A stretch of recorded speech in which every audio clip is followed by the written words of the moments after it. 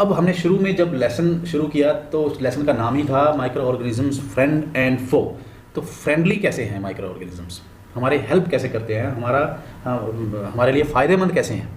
तो पहले हम जो है इस सेशन में जो है हम फ्रेंड एज ए फ्रेंड उसको देख लेते हैं कि क्या क्या उसके हमारे माइक्रो ऑर्गेनिज्म के हमारे लिए फ़ायदे हैं।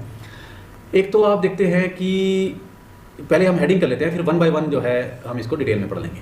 कर्ड, ब्रेड और कर्ड बनाने के लिए माइक्रो ऑर्गेनिज्म की हेल्प लेनी पड़ती है हमें।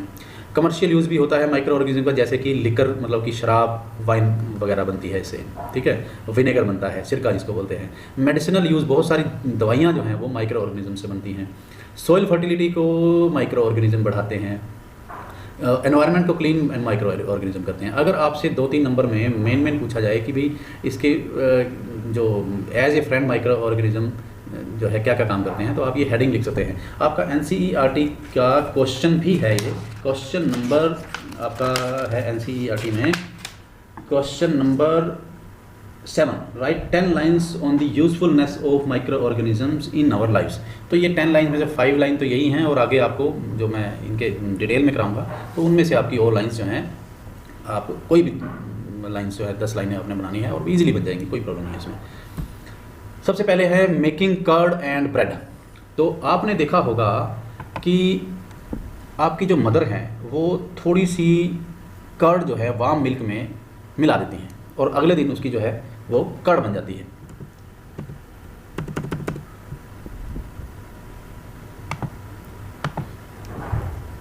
नेक्स्ट डे जो है आपको कर्ड मिलती है। कैसे, कभी नोटिस किया है?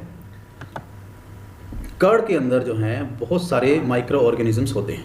इनको बैक्टीरिया कहा जाता है, बैक्टीरिया है ये सारे, और उसको उनका नाम है लैक्टोबैसिलस। और ये क्या करते हैं, ये कर्ड को फॉर्मेशन में प्रमोट करते हैं। प्रमोट का मतलब कैसे है कि हेल्प करते हैं। कैसे? ये जैसे ही मिल्क में डाले जाते हैं तो ये अपने आप को मल्टीप्लाई करते हैं, ठीक है, और जो है सारा मिल्क जो है वो कर्ड में चेंज हो जाता है। बैक्टीरिया जो है वो also involve in making cheese, pickle and many other food items. जैसे कि आप देखेंगे कि आपने घर में देखा होगा डोसा बनाते हुए, इडली बनाते हुए, या जो है भटूरा बनाते हुए। आप भटूरा बनाने के लिए अगर मैदा में आपने देखेंगे कि आपके जो मम्मी हैं वो बीच में दही या यीस्ट पाउडर या कुछ इस तरीके की कोई ना कोई चीज़ डालेंगे, जिससे कि वो उसको डालने के बाद 1-2 घंटे के लिए रखेंगे भी वो, ठीक है। रीज़न क्या है अभी आपको पता लगता है। Can you guess why? Bacteria and yeast are also helpful in fermentation of rice, idli and dosa batter. अब ये फर्मेंटेशन क्या होता है ये अभी आपको नेक्स्ट स्लाइड में बताते हैं। तो ये इसमें से आपकी 2-3 लाइंस आप चूज़ कर सकते हैं अपनी कन्वीनियंस के हिसाब से। अगर आपसे 10 लाइंस पूछी जाती हैं in usefulness of micro organism, तो आप यहाँ से ये लिख सकते हैं कि it help in formation of curd and breads, और it help in making cheese, pickles and many other food items, ठीक है। अब यीस्ट यूज़, अभी जो मैं आपको बहुत बता रहा था कि यीस्ट जो है वो कैसे बेकिंग में हेल्प करता है। अभी हम जो है भटूरे के बारे में बात कर रहे थे, तो यहाँ पे आपकी एक्टिविटी है 2.3। उसमें क्या है कि ½ किलो, ½ kg फ्लोर, आटा या मैदा लीजिए, उसमें थोड़ा शुगर मिला लीजिए और मिक्स करिए गर्म पानी के साथ। Add small amount of yeast powder and need to make a soft dough. उसको गूंथ लीजिए, डो बना लीजिए एक तरह से, और उसको 2 घंटे बाद ऑब्जर्व कीजिए। आपका क्या होगा, पहले तो डो आपका इतना था, बाद में ये डो जो है फूल के इतना हो जाएगा। ये क्या हुआ, कैसे हुआ? यीस्ट जो है वो रिप्रोड्यूस करता है रैपिडली, क्योंकि उसमें हमने यीस्ट पाउडर डाला था, वो उसमें ग्रो किया। अब यीस्ट जो है क्योंकि लिविंग ऑर्गेनिज्म है और वो सांस लेगा, ठीक है, रेस्पिरेशन में वो कार्बन डाइऑक्साइड निकालेगा। कार्बन डाइऑक्साइड इनके अंदर जो है यीस्ट है, वो जब सांस लेगा कार्बन डाइऑक्साइड निकलेगी, तो कार्बन डाइऑक्साइड के कारण, बबल्स के कारण जो है वो डो जो है वो वॉल्यूम में इंक्रीज हो जाएगा, फूल जाएगा। यही बेसिस है, this is the basis of use of east in baking industry for the making of bread, pastries and cakes. Bread, pastry, cakes, ये सभी के सभी जो है फूले हुए होते हैं। आप देखेंगे उनमें एक छोटे छोटे होल्स होते हैं। ये जो होल्स हैं ये उसी कार्बन डाइऑक्साइड गैस के कारण होते हैं, क्योंकि इसमें यीस्ट डाली जाती है, ठीक है। नेक्स्ट है commercial use of micro organisms. Commercial use में हमारे पास बेसिकली क्या है कि ये यूज़ किए जाते हैं alcohol, wine and acetic acid, मतलब कि विनेगर बनाने में, जो हम सिरका बोलते हैं जिसको। माइक्रो ऑर्गेनिज्म या yeast are use for large scale production of alcohol, wine and acetic acid.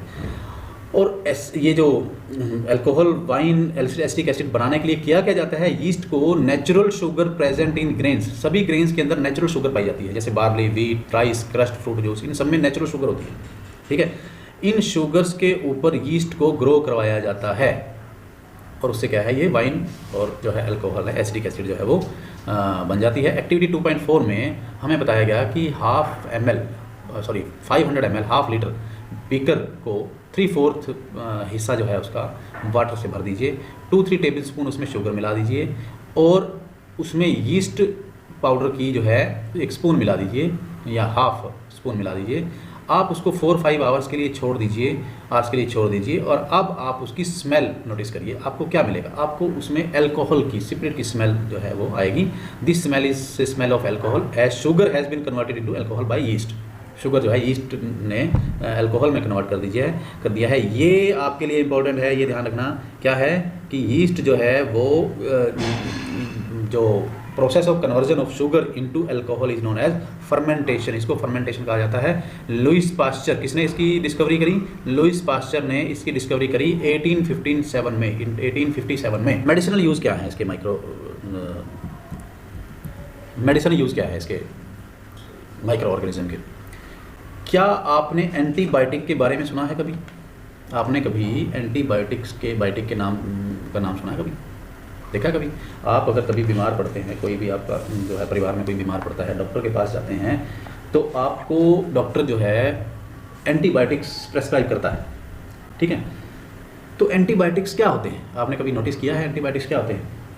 देखिए क्या है कि एंटीबायोटिक्स हमारे शरीर में जाके, हमारी बॉडी में जाके हमें जो बीमारियों के जो micro organism, bad micro organism जो है हमारे अंदर बीमारियों के जो एंटर कर गए हैं, उनसे लड़ने में हमारी हेल्प करता है, उनको मारता है। ठीक है, या उनकी ग्रोथ को जो है वो रोकता है, उनको ही एंटीबायोटिक्स कहा जाता है। Medicine kill or stop the growth of disease causing micro organisms are called antibiotics. आजकल जो है बहुत सारे एंटीबायोटिक्स जो हैं वो बैक्टीरिया से या जो है फंजाई से प्रोड्यूस किए जाते हैं। ठीक है, जैसे कि streptomycin, tetramycin, erythromycin and are some of the commonly use antibiotic which are made from fungi and bacteria. Antibiotics are even mixed with feed of life stocks and poultry और life stock जो जानवरों के खाने में भी मिला दिए जाते हैं ताकि उनको भी माइक्रोबायल जो है इन्फेक्शन से बचाया जा सके। तो इनको बहुत सारी प्लांट की डिसीज़ में भी को भी ठीक करने के लिए यूज़ किया जाता है। अब यहाँ पे एक जनरल नॉलेज में और का क्वेश्चन भी है और वैसे भी आ जाता है, पूछा भी जा सकता है आपके साइंस के क्वेश्चंस के अंदर। 1929 में अलेक्जेंडर फ्लेमिंग किसी डिसीज़ कॉजिंग बैक्टीरिया के कल्चर क्या होता है, वो कैसे, कल्चर का मतलब होता है कि बैक्टीरिया कैसे डेवलप करता है, कल्चर में बिजी थे, वो कर रहे थे उसके ऊपर काम। उन्होंने सडनली देखा कि कुछ spores of little green mould in one of his culture plates. उसने देखा कि ग्रीन मोल्ड्स, जैसे वो आपके ब्रेड में green moulds, greyish whitish moulds पैदा होते हैं ना, उस तरीके के उनकी एक स्लाइड के ऊपर पैदा हो गए। उन्होंने देखा कि वो जो मोल्ड जब पैदा हुए तो उस मोल्ड्स ने प्रिवेंट किया, रोका ग्रोथ ऑफ बैक्टीरिया का। किसकी वो ग्रोथ के बारे में स्टडी कर रहे थे, डिसीज़ कॉजिंग बैक्टीरिया की। तो ये जो ग्रीन मोल्ड जो अपने आप पैदा हुए, उन्होंने उस बैक्टीरिया की ग्रोथ को रोका। इवन उस ग्रीन मोल्ड ने बहुत सारे बैक्टीरिया को मार भी दिया, किल भी कर दिया। तो इस तरीके से उन्होंने जो है पेनिसिलिन एक तरह की एंटीबायोटिक है, वैक्सीन है, उसकी जो है डिस्कवरी की। ठीक है, आगे आता है हमारे पास टॉपिक जो है वैक्सीन। आपने देखा होगा कि आपके बचपन में आपको कुछ इंजेक्शंस लगे होंगे, उसको वैक्सीन बोल दिया जाता है या जो है इंजेक्शन बोल देते हैं। इंजेक्शन नहीं होते, असल में वो वैक्सीन ही होता है, उस प्रोसेस को वैक्सीनेशन बोल जाता है। पोलियो ड्रॉप्स भी एक्चुअल में एक वैक्सीन ही है। आजकल आपने कोरोना वैक्सीन का नाम भी सुना होगा ना, कोरोना वैक्सीन आजकल चल रहा है, वैक्सीनेशन चल रहा है। तो वैक्सीन वर्क कैसे करती है, वैक्सीन कैसे वर्क करती है, देखिए हमारे जब बॉडी के ऊपर जब डिसीज़ कैरिंग माइक्रोब्स हमारे बॉडी में एंटर करते हैं, मतलब उनका बाहर से अटैक होता है या हमारे अंदर जाके वो अटैक करते हैं, तो हमारी बॉडी जो है अपने सोल्जर्स पैदा करते हैं जिसको हम बोलते हैं एंटीबॉडीज़। हमारे शरीर में हमारा जो बॉडी है वो एंटीबॉडीज़ पैदा करता है। और उस इन्वेडर मतलब जो एंटर किया हमें बाहर से, हमला करने वाला, अटैक करने वाला, उससे बचाने के लिए हमारा बॉडी जो है वो एंटीबॉडी तैयार करता है। ठीक है, अब क्या होता है, उससे एक बार लड़ लिया हमारा बॉडी जो है, हमारी शरीर जो है हमारी, उससे एक बार लड़ लिया। अब अगर वो दोबारा कभी भी एंटर करते हैं तो हमारी जो बॉडी है वो उसे याद रखता है कि इनसे कैसे लड़ना है। अब क्या होता है, वैक्सीन में क्या किया जाता है, डिसीज़ से मिलते जुलते माइक्रोब्स, मतलब कि माइक्रो ऑर्गेनिज्म, डिसीज़ से मिलते जुलते माइक्रोब्स जो हैं, या डेड या वीक माइक्रोब्स जो हैं, हमारे शरीर के अंदर, हमारी बॉडी के अंदर एंटर करवाए जाते हैं। ठीक है, हमारा बॉडी उससे लड़ता है, तो बॉडी को हमारे पता लग जाता है कि इनसे कैसे लड़ा जाता है। ये इस तरीके से हो गया जैसे कि हमारी आर्मी जो है, इंडिया की आर्मी की ट्रेनिंग कैसे होती है, वो आपस में वो इस तरीके से हुआ कि जैसे वो उनके सामने एक नकली फ़ौज खड़ी कर दी जाए और इनसे लड़िए। ठीक है, तो उस तरीके से वैक्सीन काम करती है कि हमारे बॉडी के अंदर नकली फ़ौज, नकली अटैकर भेज कर जो है हमारे शरीर को ट्रेन कराया जाता है कि इनसे कैसा लड़ना है। जब एक्चुअल में उसी टाइप के ही और एक्चुअल उसका अटैक होता है, एक्चुअल माइक्रोब्स का अटैक होता है, तो हमारे बॉडी को उससे लड़ने का पहले से ही ट्रेनिंग मिल चुकी होती है और वो अब इससे अच्छी तरह से लड़ सकता है। If dead or weakened microbes are introduced into the healthy body, the body fights and kill the invading bacteria by producing suitable antibodies. The antibodies remains in the body and we are protected from the disease causing microbes forever. हम हमेशा के लिए disease causing microbes से बच जाते हैं। ये है किस तरीके से वैक्सीन वर्क करती है। बहुत सारी डिसीज़ हैं, आपने याद रखना है, कॉलरा, ट्यूबरक्लोसिस जिसको टीबी बोला जाता है, स्मॉल पॉक्स, हेपेटाइटिस, ये इन सभी की जो वैक्सीनेशन है वो बचपन में ही लगा दी जाती है और कुछ वैक्सीन बाद में भी लगती हैं, जैसे कि आजकल कोरोना वगैरह की चल रही है। नॉर्मली वैक्सीन जो हैं बच्चों को बचपन में लगा दी जाती है। Edward Jenner discovered the vaccine for small pox in 1798, ये याद रख लेना है। अब नेक्स्ट इसका जो फ्रेंडली जो हमारे पास बिहेवियर है माइक्रो ऑर्गेनिज्म का, हमारे जो नेक्स्ट बेनिफिट है वो है इंक्रीजिंग सॉइल फर्टिलिटी। अब आप देखेंगे कि मिट्टी के अंदर हम कई बार मैन्योर डालते हैं, खाद डालते हैं, तो वो कौन बनाता है खाद? वो माइक्रो ऑर्गेनिज्म बनाते हैं। गोबर वगैरह, जो सड़े गले जो सब्जी वगैरह के पेड़ पौधों के पत्ते वगैरह होते हैं, वो जब मिट्टी में मिलते हैं उनको कौन डिकम्पोज करता है?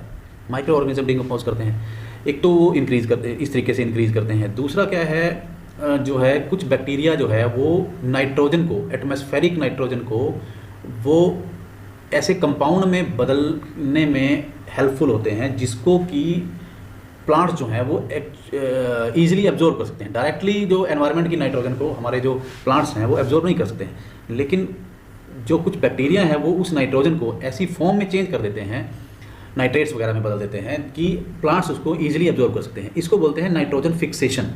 ठीक, इससे जो है सॉइल की फर्टिलिटी बढ़ती है। तो ऐसे माइक्रोब्स को नाइट्रोजन फिक्सर्स भी बोला जाता है, ये डेफिनेशन भी है, इसको भी देख लेना है। ठीक है, अब इसको थोड़ा और डिटेल में हम आगे नाइट्रोजन साइकिल में पढ़ेंगे, अभी फ़िलहाल इतना बहुत है। अभी हम जो है इसके सभी प्लस पॉइंट्स जो हैं एज ए फ्रेंड पढ़ रहे हैं माइक्रो ऑर्गेनिजम्स के। एक आगे है क्लीनिंग दी एनवायरनमेंट। क्लीनिंग एनवायरनमेंट में हमारे पास एक्टिविटी 2.5 दी गई है कि 2 पोर्ट दीजिए, ए और बी, उनके ऊपर मार्क कर दीजिए। ए पोर्ट में तो प्लांट वेस्ट डाल दीजिए, पत्ते और ये सब्जी के छिलके वगैरह डाल दीजिए, और बी पोर्ट में आप polythene bags, empty glass bottles, broken plastic toys डाल दीजिए पी पोर्ट बी में।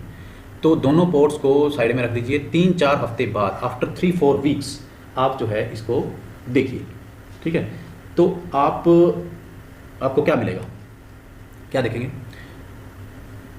आप देखेंगे कि जो ए पोर्ट है उसके अंदर जो प्लांट वेस्ट थे वो डिकम्पोज होके एक अच्छी मैन्योर बन चुकी है, और जो पोर्ट बी है उसके ऊपर कोई इफेक्ट नहीं पड़ा। वो पॉलीथीन बैग, बॉटल्स और टॉयस वगैरह वो सब ऐसे कैसे ही पड़े हैं। तो मतलब कि माइक्रो ऑर्गेनिज्म इसमें क्या करते हैं, वो डिग्रेड कर देते हैं, डिकम्पोज कर देते हैं हार्मफुल एंड स्मेली सब्सटेंसेस को एक सिंपलर सब्सटेंस में मैन्योर बना देते हैं उनका, जो कि हमारी सॉइल के लिए बहुत हेल्पफुल है, और इस तरीके से वो हमारे एनवायरनमेंट को क्लीन करते हैं।